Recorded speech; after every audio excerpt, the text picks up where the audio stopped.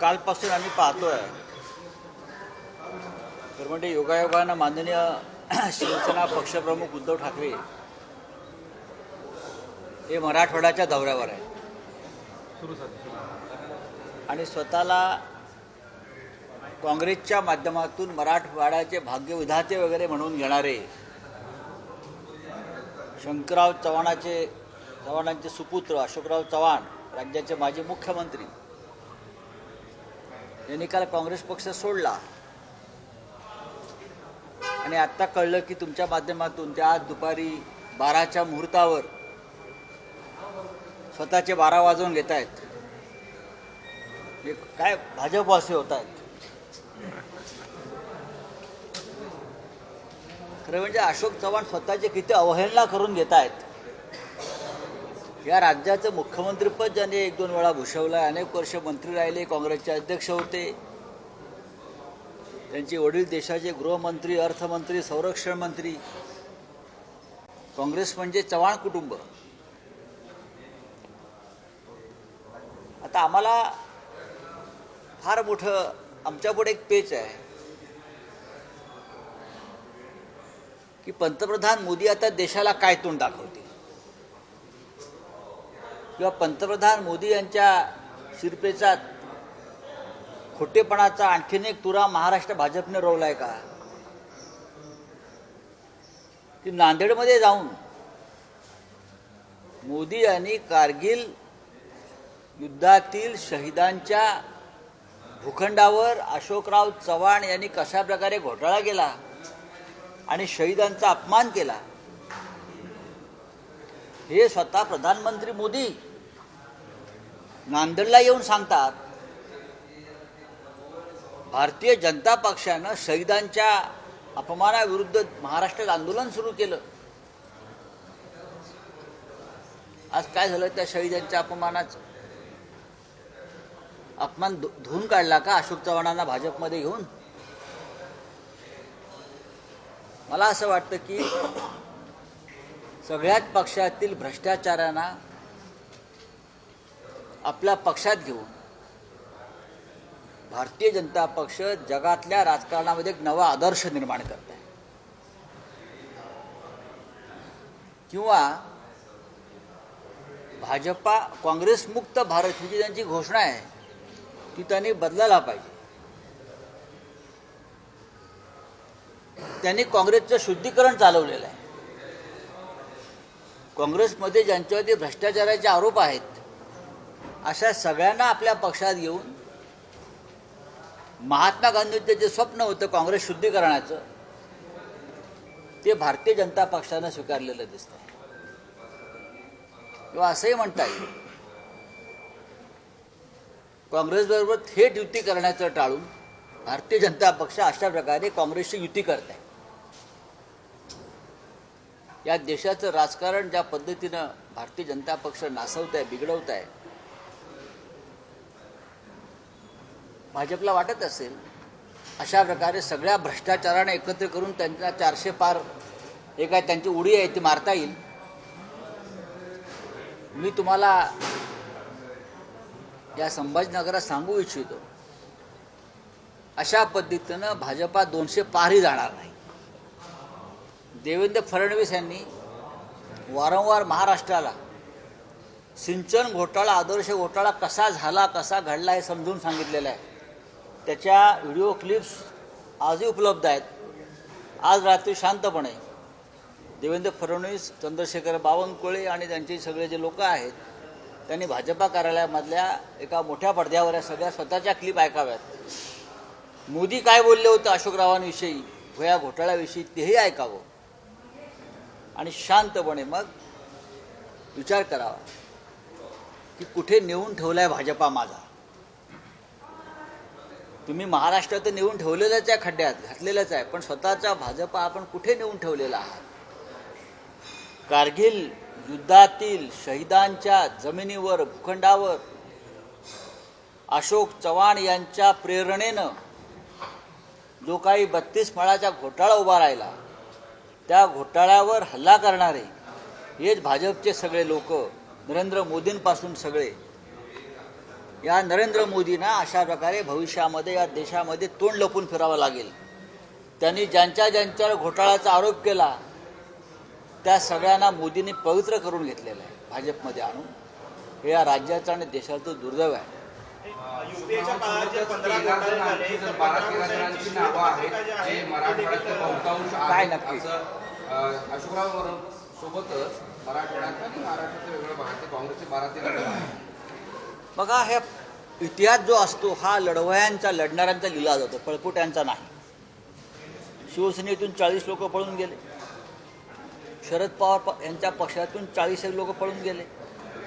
आता काँग्रेसमधून भ्रष्टाचाराचे आरोप असलेले काही लोक पळून नेले जात आहेत. भारतीय जनता पक्ष राहिला आहे कुठे मूळचा? पूर्णपणे काँग्रेस झालेली आहे. आणि काल माननीय उद्धव ठाकरे साहेबांनी सांगितलं आहे भविष्यामध्ये काँग्रेसमधून आलेली व्यक्ती जर भाजपचे अध्यक्ष झाली तर आश्चर्य वाटायला नको. युपीएच्या काळामध्ये 15 जे काही मोठे घोटाळे झाले त्याच्यामध्ये आदर्श आहे. पण आहे आणि म्हणून हा प्रयोग झालाय का? नाही, युपीएच्या काळात जे मोठे घोटाळे झाले त्याच्यामध्ये सगळ्यात मोठा घोटाळा मोदींच्या दृष्टीनं, प्रधानमंत्री मोदी आणि भाजपच्या दृष्टीनं हा शहीदांचा भूखंड लाटून त्याच्यावरती उभी केलेली 32 माळ्याची इमारत, या सगळ्या लोकांनी, हा सगळ्यात मोठा घोटाळा. आणि त्या घोटाळ्याचे मुख्य सूत्रधार अशोक चव्हाण आज भाजपमध्ये प्रवेश करतायत. जनता थुंकते आहे तुमच्यावर, पण जनता थुंकते आहे. आणि शहीदांच्या विधवा ज्यांच्यासाठी तुम्ही तेव्हा आक्रोशाचं ढोंग केलं होतं त्या शहीदांच्या विधवासुद्धा तुम्हाला शाप दिल्याशिवाय राहणार नाही. पण त्यांना घोटाळे लपवण्यासोबतच बक्षिसी पण मिळणार आहे. एक कुणाला राज्यसभा, कुणाला मंत्रीपद. पण हा प्रश्न तुम्ही देवेंद्र फडणवीस, नरेंद्र मोदी, अमित शहा येणार आहेत इथे, अमित शहा, त्यांना विचारायला पाहिजे. आम्ही विचारेल, पण नक्की हा विचारा प्रश्न मला विचारतोय की त्यांना बक्षिसी पण मिळणार आहे. होय ना. छत्रपती संभाजीनगरमध्ये सेना भाजप आमचं मन स्वच्छ आहे. आमच्याकडे राजकीय पारदर्शकता आहे. आमच्याकडे लपवण्यासारखं काही नाही आणि आमच्यावर डाग नाही. आम्ही आमच्यावर जी संकट ह्या लोकांनी टाकली, ईडी असेल, CBI असेल, आम्ही त्यांना धाडसानं सामोरं गेलो कारण आम्ही स्वच्छ होतो. अशोक चव्हाण भाजपमध्ये गेल्यानं महाविकास आघाडीच्या जागा वाटपाचे गणित बिघडणार. कालपर्यंत होईल का? आणि जागा वाटपाबद्दल अजिबात होणार नाही. अशोक चव्हाण म्हणजे काँग्रेस नाही, एकनाथ शिंदे म्हणजे शिवसेना नाही आणि अजित पवार म्हणजे राष्ट्रवादी काँग्रेस पक्ष नाही. व्यक्ती येतात, व्यक्ती जातात. अशोक चव्हाण कालपर्यंत आमच्यावर जागा वाटपाची चर्चा करत होते आणि काही जागांसाठी काँग्रेससाठी ते आग्रही भूमिका मांडत होते. परवा माझ्याशी बोलले जागा वाटपासंदर्भात ते, आणि तीच व्यक्ती उठते आणि भाजपात प्रवेश करते. महाविकास आघाडीवरती अशोक चव्हाण आणि त्यांच्याबरोबर जर कोणी जात असतील त्याचा काही परिणाम होणार नाही. एका अर्थाने शुद्धीकरण मोहीम आहे असं आम्ही मानतो. आणि नक्कीच जनता संतप्त आहे, जनता चिडलेली आहे भाजपवर अशा राजकारणामुळं. आणि भविष्यामध्ये या सगळ्याचा फायदा महाविकास आघाडी, काँग्रेस, शिवसेना, राष्ट्रवादी काँग्रेस आणि वंचित बहुजन आघाडी या आमच्या एकत्र आघाडीला होणार आहे. पण काँग्रेसची ताकद कमी होईल मला वाटत चव्हाण नाही. गेल्यानंतर अशोक चव्हाण नांदेडच्या जागेवर तरी वेगळ्या पक्षाला द्यायची चर्चा करावी लागेल. नांदेडमध्ये असे गणित बदलणार आहे. आपल्याला माहीत असेल, नांदेडमध्ये सतत लोकसभेच्या 2 निवडणुका चव्हाण हरले आहेत. त्यांच्या पत्नी हरलेल्या आहेत, ते स्वतः इतके मोठे नेते आहेत ते हरले आहेत. त्याच्यामुळे नांदेड हा काय कोणाचा बालेकिल्ला राहिलेला नाही. नांदेडमध्ये काँग्रेसचाच उमेदवार लढेल आणि जिंकेल, ही तुम्हाला मी खात्रीनं सांगतो. नाही, पण वंचित त्या ठिकाणी लढलेली आहे. बघा. बाळासाहेब आंबेडकर लढलेले आहेत. होय होय. 3ऱ्या क्रमांकावरती नांदेडमध्ये वंचितची मतं आहेत. आता वंचित त्या जागेवर दावा सांगू शकेल. वंचितनं जर दावा सांगितला त्यावेळेला आमच्या चर्चेत तर नक्की त्याच्यावर विचार होईल. आम्ही एकत्र आहोत. बाळासाहेब आंबेडकरांची आणि आमची निरंतर चर्चा सुरू आहे. बैठकीला येतात, ते येतात, त्यांचे प्रतिनिधी येत आहेत. आणि आता मला असं वाटतं की तो क्षण समीप आलेला आहे की जागा वाटपाचा फॉर्म्युला समोर येईल. राज्यसभेच्या निवडणुकीसाठी सुद्धा आता याच्यामध्ये बरेच बदल मला वाटत नाही महाविकास तसं. आघाडीला अडचण येऊ शकते. नाही, कशा करता अडचणी, का अडचणी? आम्ही एक जागा काँग्रेस पक्ष पाठवू शकत होता. आमच्याकडे काही जादा मतं आहेत काँग्रेस आणि शिवसेना आणि राष्ट्रवादीकडे. आम्ही तिघे बसून त्याच्यावर चर्चा करू आणि निर्णय घेऊ. तुम्हाला जसं वाटतंय तसं काही होणार नाही. एक असं दिसतंय की इंडिया आघाडीमध्ये नितीश कुमार बाहेर पडले. आता महाविकास आघाडीतले जे प्रमुख चर्चेचे केंद्रस्थानी असलेले जागा वाटपाचे अशोक चव्हाण बाहेर पडले. कुठेतरी भाजप आपली माणसं करून पुन्हा आपली स्ट्रॅटेजी काढताय. महाविकास ही आघाडी कसली स्ट्रॅटेजी? चोऱ्या माऱ्या करणे काय स्ट्रॅटेजी आहे का? पाकिटमारी करणं, चोऱ्या माऱ्या करणं, हां, भ्रष्टाचारांचा सत्कार करणं, खुनी दरोडे बलात्कारांना घेणं, ही काय स्ट्रॅटेजी असते का? हा कुठली स्ट्रॅटेजी? हा चाणक्याचा विदुराचा अपमान आहे याला स्ट्रॅटेजी म्हणत असाल तर. पण कुठेतरी हे अपयश यामुळे अशोक चव्हाण हे 2 वर्षापूर्वीच पक्ष सोडणार होते. तुम्हाला मी आता सांगतो. एकनाथ शिंदे यांच्याबरोबरच त्यांचं काँग्रेस पक्ष सोडण्याची योजना होती. तुम्हाला माहीत असायला पाहिजे मराठवाड्यातला पत्रकारांना. अशोक चव्हाण हे आता नाही, गेल्या काही काळापासून धडपडतात पक्ष सोडण्यासाठी. त्यांना आजचा मुहूर्त मिळाला असेल तर तो त्यांचा प्रश्न. पण त्यांनी तुमच्यासोबत सुद्धा काम केलेलं आहे. त्यावेळेस त्यांचं आणि भ्रष्टाचाराचे आरोप मात्र तुम्ही केलेले नाही. त्यांचा आणि आमचा संबंध माननीय उद्धवजी आणि त्यांचं जे संबंध होता अत्यंत जिव्हाळ्याचा होता. ते अत्यंत हुशार राजकारणी, चांगले प्रशासक होते, हे नक्कीच मान्य केलं पाहिजे. त्यांना महाराष्ट्राच्या राजकारणाचा प्रदीर्घ अनुभव होता. काँग्रेस पक्षाच्या संघटनात्मक बाबींवर त्यांचा अभ्यास आणि त्यांची पकड होती, हे मान्य केलं पाहिजे. पण त्यांनी हा घेतलेला निर्णय आहे हा काँग्रेससाठी धोक्याचा नसून त्यांच्या स्वतःच्या राजकीय भविष्यासाठी धोक्याचा आहे. काल संध्याकाळीच उद्धव ठाकरे आणि अशोकराव चव्हाण यांची चर्चाही झाली. काल त्यांचा फोन होता, दोघांनी चर्चा केली. उद्धवजींनी त्यांना सांगितलं आपण चुकीचा निर्णय घेतला. असं आहे की अशोक चव्हाणांनी जो राजीनामा दिलेला आहे या राजीनाम्यावरून हा खुशी आहे ना. एक राजीनाम्यावरून असं स्पष्ट होतं की जी पक्षाची जी आतापर्यंत जी फोडाफोडी झाली एकत्र घेऊन ती गणित जुळत नाहीत म्हणून अशोक चव्हाणांनी राजीनामा दिला. भारतीय जनता पक्षानं किती फोडाफोडी केली, भारतीय जनता पक्षानं आमचं कितीही आमदार खासदार किंवा नेते फोडण्याचा प्रयत्न केला तरी महाराष्ट्रामध्ये लोकसभेचे निकाल लागतील तेव्हा महाविकास आघाडीच्या किमान 10 जागा या भाजपपेक्षा जास्त असतील. आणि देशाच्या पातळीवरती मी सांगेन किती फोडा देशभरात तुम्ही आमचे लोक किती जणांनाही तुरुंगात टाका, आम्ही इंडिया म्हणून आमचं बहुमत हे 50पेक्षा जास्त असेल.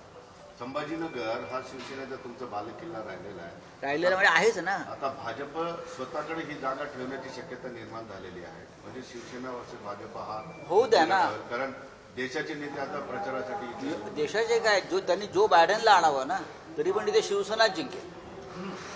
त्यांना कोणाला आणायचं त्याने आणावं इथे संभाजीनगरला, तरीही इथे शिवसेना जिंकेल. काय खरे साहेब? 100%. हा हो 100% 200% जिंकणार. यावं ना. आता कोण येतात? गृहमंत्री येत आहेत ना. गृहमंत्री प्रचाराला येत नाही, गृहमंत्री सेटिंगला येतात. त्यांनी जो बायडेनला आणावं, त्यांनी ब्रिटनच्या प्रधानमंत्र्याला आणावं, कुठून आणावं. आता अबुधाबीला प्रधानमंत्री चालले आहेत मंदिराचं उद्घाटन करायला, तिकडल्या लोकांना आणावं.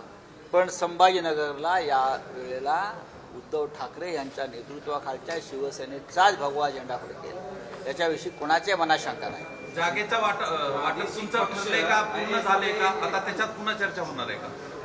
जवळजवळ पूर्ण होत आलेलं आहे. फायनल झाले सगळं? नक्कीच. तुम्ही माझ्याकडे पाहून तुम्हाला खात्री पटली पाहिजे की जागा वाटपामध्ये कोणतेही ताणतणाव नाही. महत्वाचं सूत्र असणारे काँग्रेसमधलेच बाहेर पडले. पडू द्या ना, त्यांनी का होत? कुणाची चर्चा? आमचेही पडले ना. दुसरे चर्चा करायला कोण होतं काँग्रेस? प्रदेशाध्यक्ष आहेत, बाळासाहेब थोरात चर्चेला असतात, वेणुगोपालची चर्चा करतात, रमेश चिंथियाल चर्चा करतात. अजून काय पाहिजे? आता का महात्मा गांधींना चर्चेला बोलवू?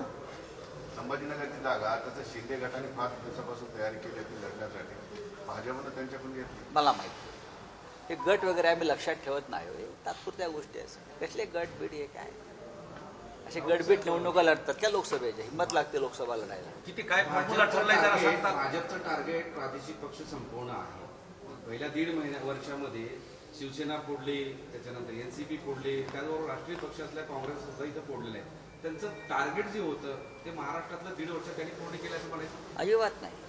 भाजपचं टार्गेट कधीच पूर्ण होणार नाही. आमचं टार्गेट आहे भाजपला संपवणं. त्यांनी असं एक 10-12 आमदार खासदार पडून काही पक्ष संपतात का? अशोक चव्हाण गेले, दुसरे अशोक चव्हाण निर्माण होते.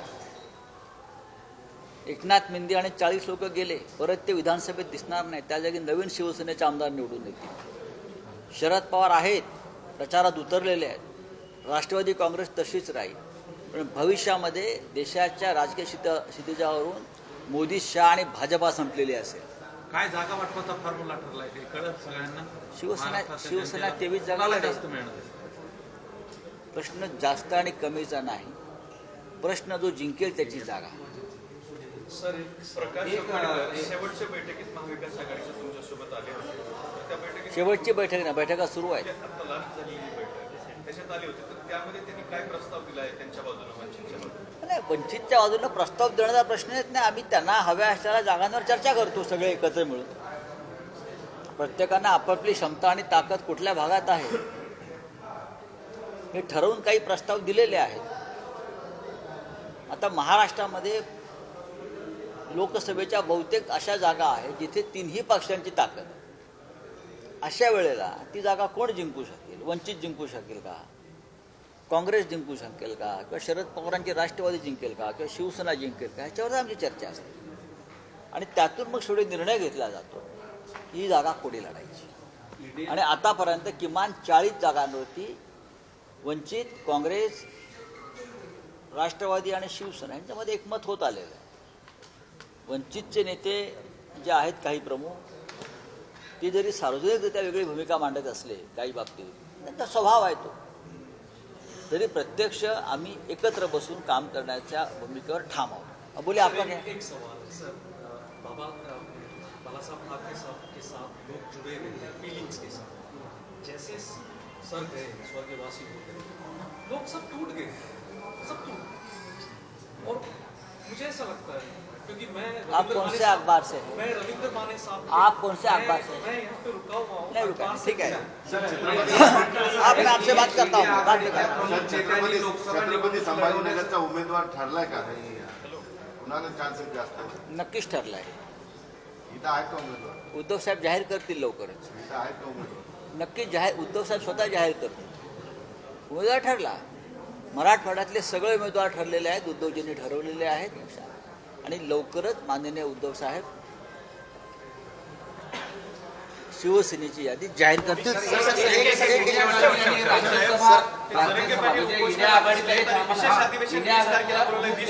लोकसभा लढवावी अशा संदर्भातली चर्चा अनेकदा चालू होती. पण सोनिया गांधी या हिमाचलमधून राज्यसभेवर जाणार आहे. लोकसभा निवडणूक लढवणार नाही.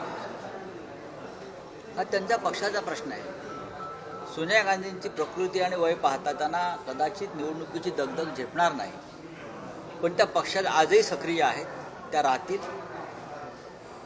आणि आपल्या पक्षांच्या नेत्यांविषयी काय भूमिका घ्यावी तो पक्ष ठरवतो. माहिती अधिकारामध्ये माहिती मागितली म्हणून मुख्यमंत्री सचिवालय कक्षातील कर्मचारी जे आहेत त्यांनी स्वतः कार्यकर्त्याच्या घरी जाऊन त्याला धमकी दिली आहे. इकडे गोळीबार करणं, दुसरीकडे अशा.